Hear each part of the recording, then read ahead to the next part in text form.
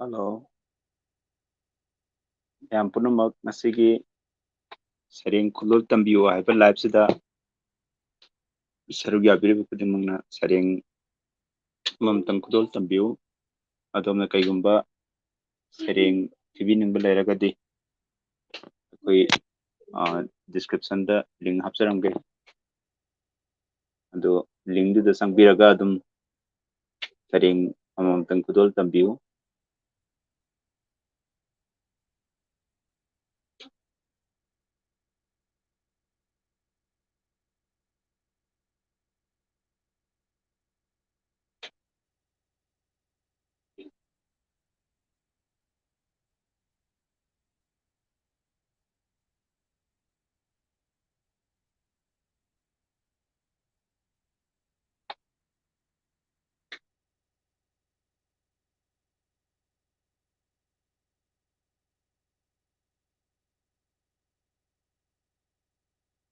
Hello hello hello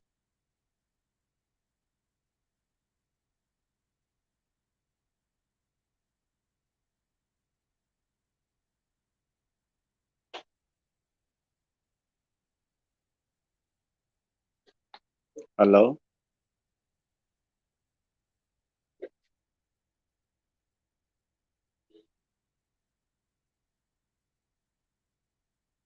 hello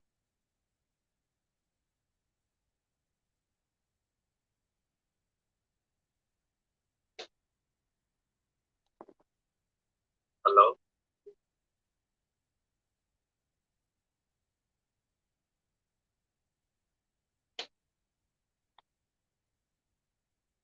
hello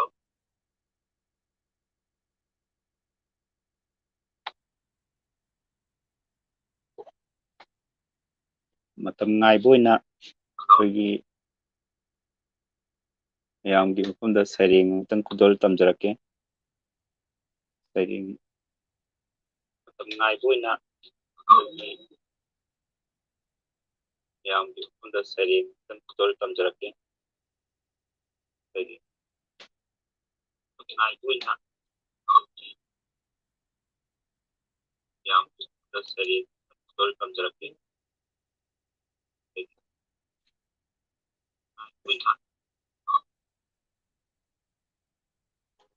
ꯑꯣꯏꯅ ꯁꯩꯔꯦꯡ ꯈꯨꯗꯣꯜ ꯇꯝꯖꯔꯛꯀꯦ꯫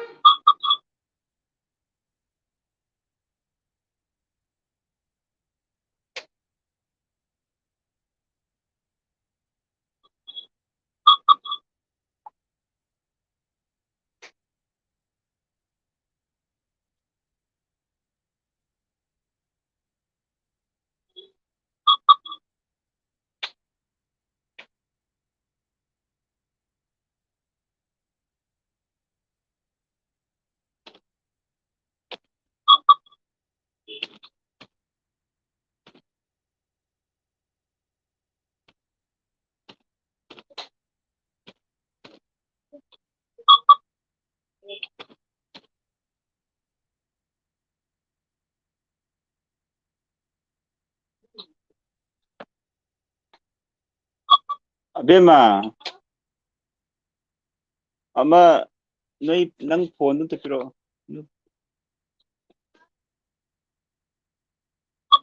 ꯑꯕꯦꯝꯃ, ꯑꯃ ꯅꯣꯏ ꯅꯪ ꯐꯣꯟꯗꯨ ꯑꯝꯇ ꯄꯤꯔꯛꯑꯣ꯫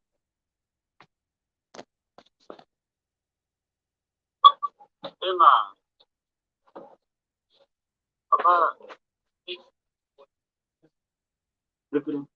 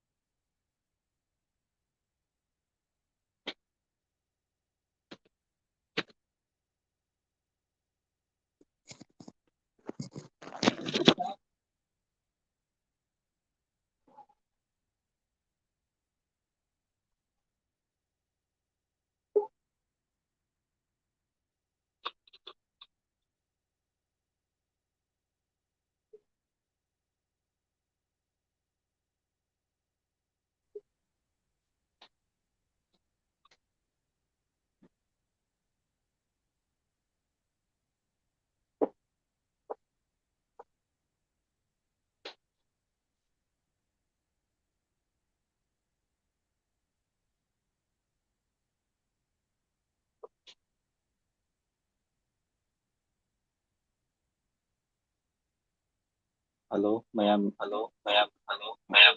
Live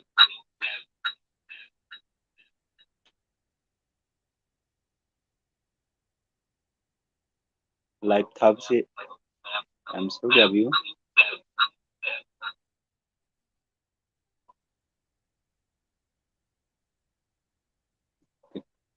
Live ꯊꯥꯕꯁꯤ ꯁꯔꯨꯛ ꯌꯥꯕꯤꯌꯨ.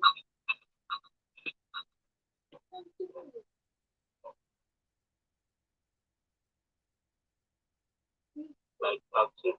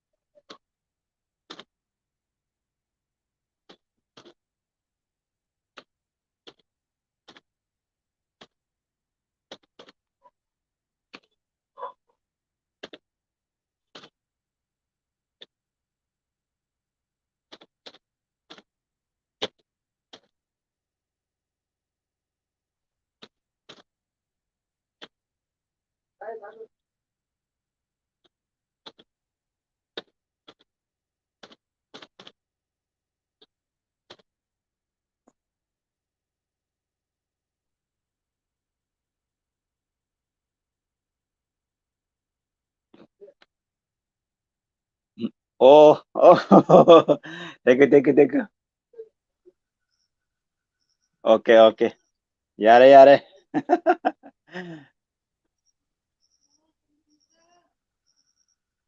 Yare. Yare. Okay, okay.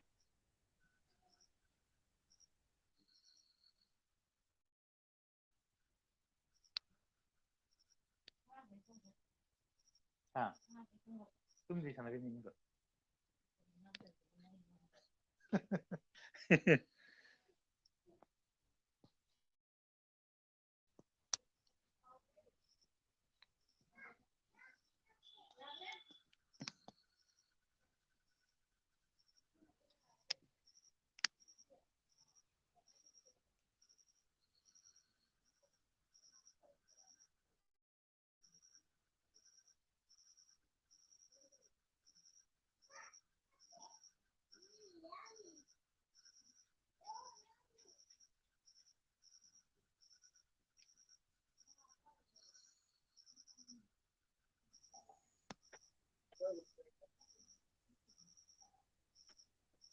Howrese, howrese.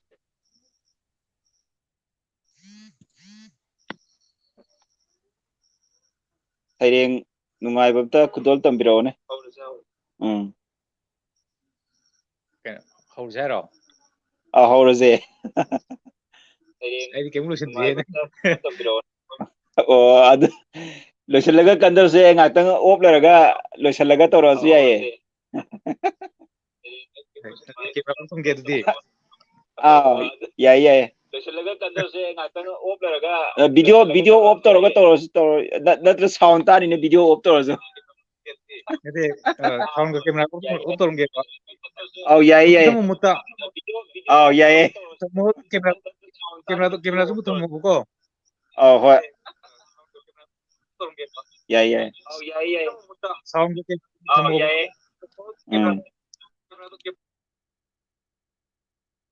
ꯍꯣꯏ ꯍꯣꯏ.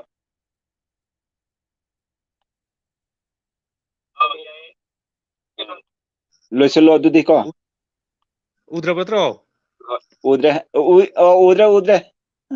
ꯑꯗꯣ ꯃꯥꯏꯀ꯭ꯔꯣꯐꯣꯟ ꯃꯨꯠꯊꯠꯂꯝꯃꯒꯦꯀꯣ. ꯍꯣꯏ ꯍꯣꯏ. ꯂꯣꯏꯁꯤꯜꯂꯣ ꯑꯗꯨꯗꯤ ꯀꯣ.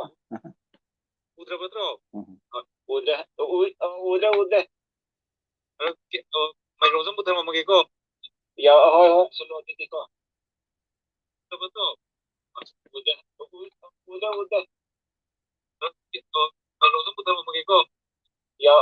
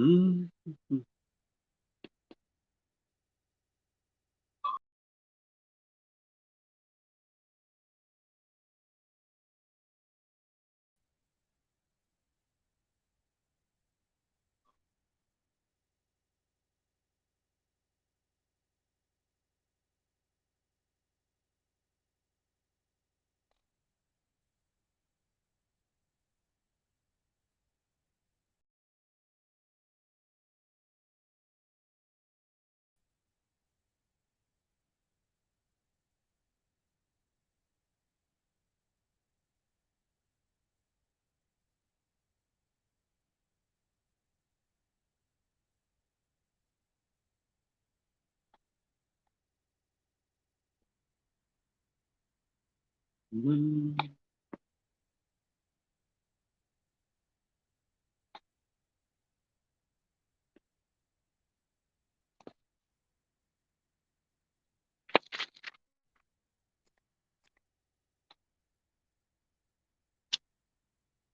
Nirmala Rajkumari ni iba.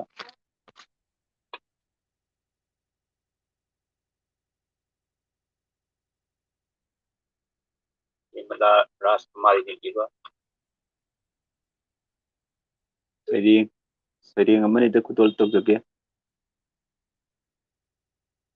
Rajkumari ni iba. Sering amani da kutol tok jage. Okay, okay.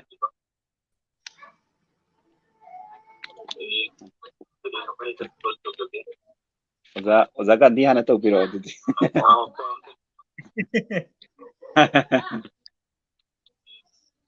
Aise Oza Gandhi hana tawpiro. Ngasi di ibani kata grama log tawrase. Aise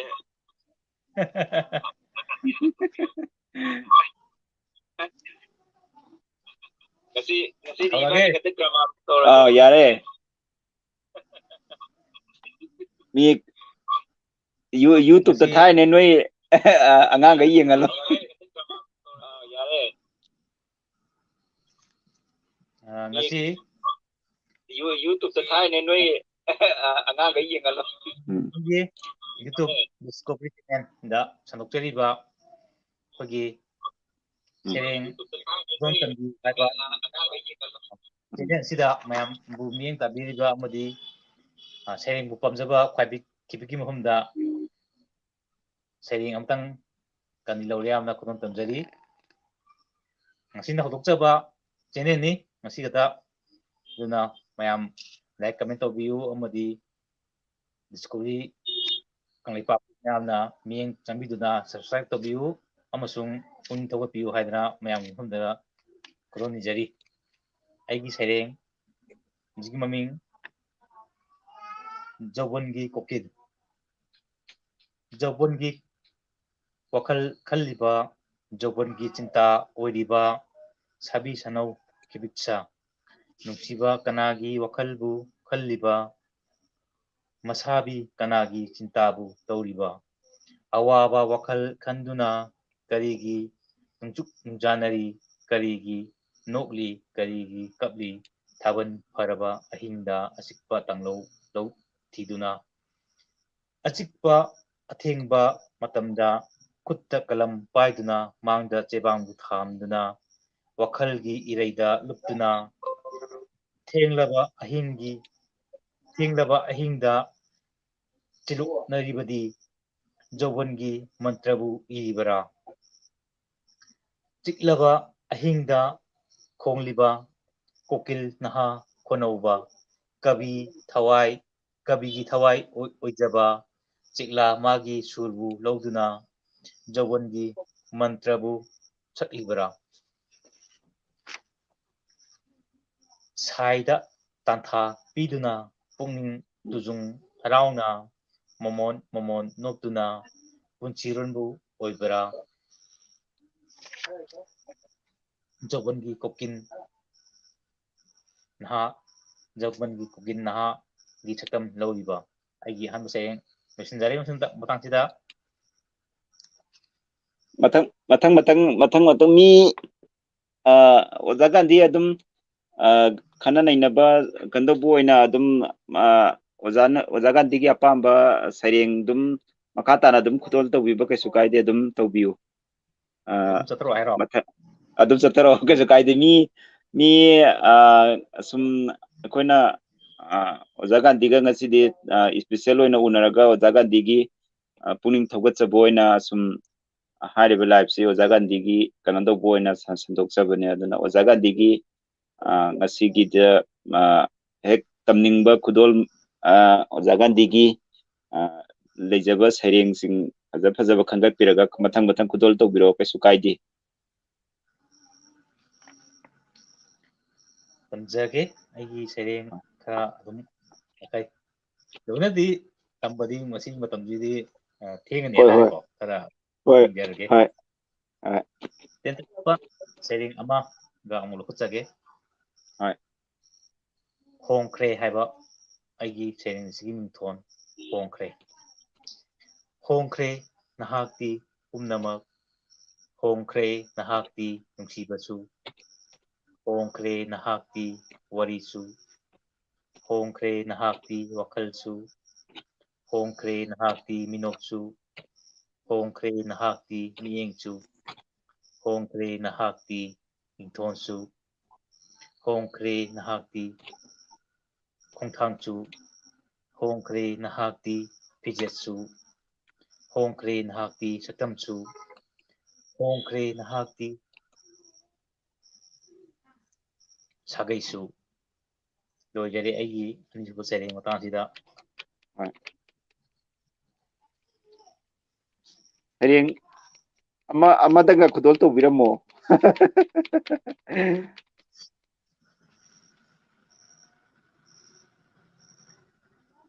ꯑꯩꯒꯤ ꯑꯍꯨꯝꯁꯨꯕ ꯁꯩꯔꯦꯡ ꯑꯁꯤꯗ ꯂꯧꯈꯠꯆꯔꯤꯕ ꯁꯩꯔꯦꯡ ꯑꯁꯤꯒꯤ ꯃꯃꯤꯡ ꯑꯁꯥ ꯑꯃꯒꯤ ꯋꯥꯈꯜꯗ ꯑꯁꯥ ꯑꯃꯒꯤ ꯋꯥꯈꯜꯗ ꯑꯩꯅ ꯈꯜꯂꯨꯕ ꯃꯇꯝ ꯑꯃꯗ ꯋꯥꯈꯜꯒꯤ ꯏꯄꯥꯛꯇ ꯏꯔꯣꯏꯗꯨꯅ ꯍꯧꯔꯨꯔꯦ ꯈꯨꯠ ꯊꯥꯕꯁꯨ ꯀꯌꯥꯔꯛ ꯈꯨꯠꯇ ꯀꯂꯝ ꯃꯥꯡꯗ ꯆꯦꯕꯥꯡ ꯆꯤꯡꯁꯤꯟꯈꯤ ꯑꯩꯒꯤ ꯋꯥꯈꯜꯅ ꯇꯞꯅ ꯇꯞꯅ ꯎꯍꯦꯟꯈꯤ ꯑꯩꯒꯤ ꯃꯔꯨꯞ ꯄꯨꯝꯅꯃꯛ ꯃꯔꯣꯟ ꯊꯣꯛꯍꯟꯈꯤ ꯑꯍꯤꯡꯒꯤ ꯊꯥꯖꯁꯨ ꯃꯄꯥꯎ ꯄꯨꯍꯟꯈꯤ ꯃꯥꯂꯪꯕ ꯏꯄꯣꯝꯁꯨ ꯁꯥꯟꯅꯍꯟꯈꯤ ꯍꯩꯔꯥꯡ ꯂꯩꯔꯥꯡꯁꯤꯡꯁꯨ ꯖꯒꯣꯏ ꯅꯣꯛꯃꯤꯟꯅꯈꯤ ꯀꯞꯃꯤꯟꯅꯈꯤ ꯎꯄꯥꯟꯁꯤꯡꯒ ꯆꯦꯟꯃꯤꯟꯅꯈꯤ ꯂꯥꯏꯖ ꯏꯆꯦꯟꯁꯤꯡꯒ ꯍꯧꯈ꯭ꯔꯦ ꯂꯣꯏꯁꯤꯟꯕ ꯉꯝꯗꯅ ꯏꯈꯨꯠꯁꯤꯅ ꯏꯖꯕ ꯉꯝꯈꯤꯗ꯭ꯔꯕ ꯋꯥꯈꯜꯒꯤ ꯏꯆꯦꯅ ꯄꯨꯁꯤꯜꯂꯛꯈꯤ ꯑꯃꯨꯛ ꯅꯧꯍꯧꯅꯅ ꯉꯁꯤꯁꯨ ꯊꯤꯖꯔꯤ ꯑꯩꯒꯤ ꯄꯤꯛꯂꯕ ꯋꯥꯈꯜꯅꯨꯡꯗ ꯂꯩꯁꯛ ꯁꯨꯗ꯭ꯔꯕ ꯑꯩꯒꯤ ꯋꯥꯈꯜꯒꯤ ꯂꯩꯀꯣꯜꯁꯤꯗ ꯆꯝꯂꯕ ꯋꯥꯍꯩꯒꯤ ꯂꯩꯔꯥꯡꯁꯤꯡ ꯂꯦꯡꯂꯤ ꯆꯦꯕꯥꯡꯊꯛꯁꯤꯗ ꯀꯂꯝꯅ ꯋꯥꯈꯜꯅ ꯂꯪꯂꯥ ꯑꯣꯏꯗꯨꯅ ꯂꯩꯇꯦ ꯑꯩꯒꯤꯗꯤ ꯀꯅꯥꯁꯨ ꯂꯩꯇꯦ ꯑꯩꯒꯤꯗꯤ ꯂꯩꯁꯛ ꯍꯦꯟꯕ ꯀꯅꯥꯁꯨ ꯋꯥꯈꯜꯒꯤ ꯏꯔꯤꯛ ꯈꯤꯛꯄꯤꯅꯕ ꯋꯥꯈꯜꯅ ꯏꯊꯛ ꯏꯄꯣꯝ ꯍꯧꯗꯨꯅꯁꯨ ꯑꯍꯥꯡꯕ ꯃꯥꯂꯪꯒꯤ ꯏꯄꯣꯝꯂꯛꯇ ꯃꯅꯤꯡ ꯇꯝꯅ ꯄꯥꯏꯍꯟꯂꯤꯕ ꯃꯆꯨ ꯑꯃꯒꯤ ꯇꯦꯂꯪꯒꯥ ꯏꯈꯨꯠꯇ ꯆꯨꯞꯂꯤ ꯄꯥꯏꯗꯨꯅ ꯑꯁꯥ ꯑꯃꯒꯤ ꯋꯥꯈꯜꯗ ꯑꯩꯒꯤ ꯁꯩꯔꯦꯡ ꯑꯍꯨꯝꯁꯨꯕ ꯃꯇꯥꯡꯁꯤꯗ ꯂꯣꯏꯁꯤꯟꯖꯔꯦ ꯊꯦꯡꯛ ꯌꯨ ꯑꯗꯨꯗꯤ ꯑꯩ ꯀꯩꯅꯣꯒꯤ ꯁꯩꯔꯦꯡꯁꯦ ꯑꯩꯒꯤ ꯑꯣꯏꯅꯗꯤ ꯑꯏꯕ ꯀꯩꯅꯣ ꯇꯧꯗ꯭ꯔꯦ ꯑꯣꯖꯥ ꯁꯤꯒꯤ ꯅꯤꯔꯃꯂꯥ ꯔꯥꯖꯀꯨꯃꯥꯔꯤꯒꯤ ꯁꯤꯒꯤ ꯇꯦꯡꯊꯥꯔꯤꯕ꯭ꯔꯥ ꯏꯃꯥ ꯍꯥꯏꯕ ꯁꯤꯗꯒꯤ ꯈꯪꯉꯦ ꯑꯣꯖꯥ ꯁꯩꯔꯦꯡ ꯑꯝꯇ ꯂꯧꯈꯠꯆꯔꯛꯀꯦ ꯁꯤꯗꯒꯤ ꯌꯥꯝ ꯅꯨꯡꯉꯥꯏꯕꯅꯦ ꯑꯩꯈꯣꯏ ꯏꯃꯥ ꯀꯩꯅꯣꯒꯤ ꯅꯤꯔꯃꯂꯥꯒꯤ ꯀꯩꯅꯣꯁꯦ ꯌꯥꯏ ꯐꯖꯕꯅꯤ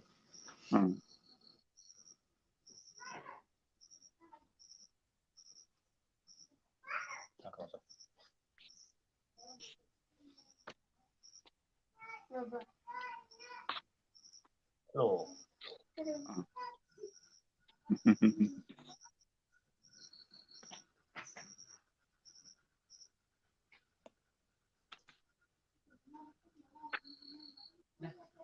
ꯑꯣꯖꯥ ꯃꯥꯒꯤ ꯁꯩꯔꯦꯡ ꯑꯩꯈꯣꯏꯒꯤ ꯍꯜꯂꯛꯈꯣ ꯑꯊꯧꯕ ꯍꯥꯏꯅ ꯁꯩꯔꯦꯡ ꯑꯃ ꯌꯥꯎꯏ ꯃꯁꯤ ꯐꯖꯒꯗꯕ ꯃꯥꯜꯂꯤ ꯑꯣꯖꯥ ꯅꯤꯔꯃꯂꯥꯒꯤꯁꯦ ꯁꯤꯃ ꯈꯛꯇꯪ ꯈꯨꯗꯣꯜ ꯇꯝꯖꯔꯛꯀꯦ ꯍꯜꯂꯛꯈꯣ ꯑꯊꯧꯕ ꯂꯥꯛꯂꯦ ꯉꯁꯤꯁꯨ ꯑꯃꯨꯛ ꯀꯥꯎꯉꯝꯂꯔꯣꯏꯗꯕ ꯊꯥ ꯁꯦꯞꯇꯦꯝꯕꯔ ꯊꯥ ꯑꯁꯤꯗꯅꯤ ꯂꯝꯌꯥꯟꯕ ꯏꯔꯥꯕꯣꯠꯅ ꯇꯥꯏꯕꯪ ꯐꯥꯎꯔꯛꯈꯤꯕ ꯊꯥ ꯑꯁꯤꯗꯅꯤ ꯂꯝꯌꯥꯟꯕ ꯏꯔꯥꯕꯣꯠꯅ ꯇꯥꯏꯕꯪꯄꯥꯟ ꯊꯥꯗꯣꯛꯈꯤꯕ ꯃꯤꯑꯣꯏ ꯄꯣꯛꯇ ꯄꯣꯛꯂꯁꯨ ꯃꯤꯊꯣꯏ ꯃꯤꯍꯦꯟꯕ ꯃꯄꯣꯛꯅꯤ ꯂꯥꯏꯄꯣꯛ ꯀꯨꯝꯂꯕ ꯃꯄꯣꯛꯅꯤ ꯂꯝꯌꯥꯟꯕ ꯍꯤꯖꯝ ꯏꯔꯥꯕꯣꯠ ꯅꯪꯒꯤ ꯀꯣꯂꯣꯏ ꯃꯤꯡꯂꯦꯟꯗꯤ numit thana mutri phau lehorani lengdana maithong yamba nahakni hiram khudingda soklami sana khonabadasu rajniti gi lamdasu khori rondasu nangi thangol adu maya thangu thauna e lawuba saknari ngasigi mirol phawbana silhet jenda leiringai iki sareng kaya ama mangzaramani manglan kaya nangna manaba khunai amagi damak wajarambani lawmi sinmigi damak lusing birambani nupi khunai busu sana kunungi mamak ibungo oiduna achauba phamthon paiduna nungaina lenjagadaba punsido thadokki mama leibaki damak nangi natik nagundi helagli asum asum kuira kuiraga mayeklaba khilli nangi mitam kaya tongan tongan ba mafamda maitrabakta nattana maitrabaki wang madasu kumja khudingi pangthokli nangi ningsing thauram halakko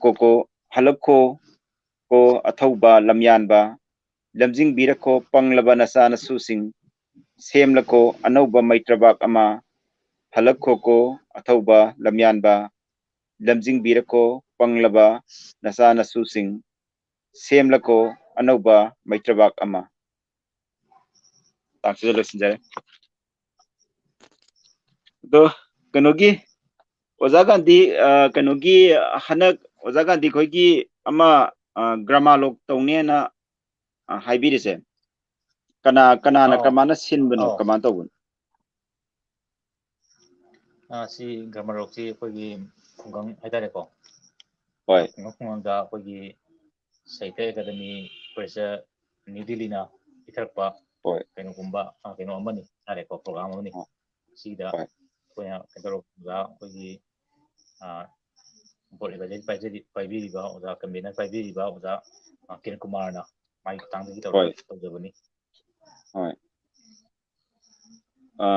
khoigi tang kaya da kamana khoigi hanaki tang kaya da sinbi doino dagi haiba singje mi ayambana adum lakpa yawbiba kasu kaidabra Kaya sidi magi jeliba mi laiba lak pamjaba seng pamjaba kensinda koi dum laga dum seng dum tambiba kai de laga program su yobi buda koi ki thukuru chada leke dai hoy ado ngasagi gramalok to basida saireng khaktara wari masa gumbagidi khudong saba leitabra kamanto sering gi one de ayamba tawi dai oh asa yam nungaijare akhoi Oja Gandhi ga ngasi kandoduna aroi boyna saireng kandora saireng amatang kudol tawbiraga isinau kaina na ba ya hoy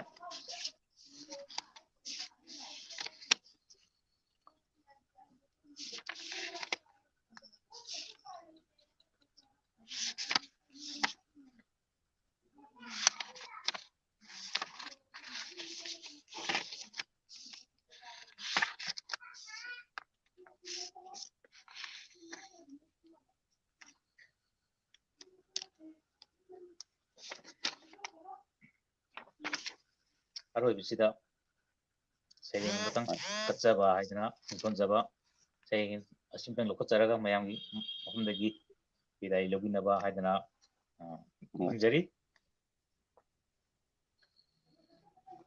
aigi sering sing maming kacaba changjau naidraba ipagni khanjabadi wakal mathengi leirangni hekjaningba hairang leirang lekhan sujadi changjau lekom khangjadi kumgi matam oibana wakal leitaba nasasingna leijaba hairang leirang kharasina imagi seba tawjagi imagi seba tawjagi leita laira nasa oibana lausing panggal leitabana karubasu ngamjadi awangba singdor chalubasu ngamjadi sanglaba lamsang heklubasu ngamjadi ningthiba leirang thirubasu ngamjadi fajaba singen sing imagi खुया खाद कच्चनब Imangi नक्समदा थोंचनब थमोइगी लेकोन चंगदुना वखल की लेरांग हेक्तुना लिंजेन मानबा लंगलादा लेरांग परेंग लेंगदुना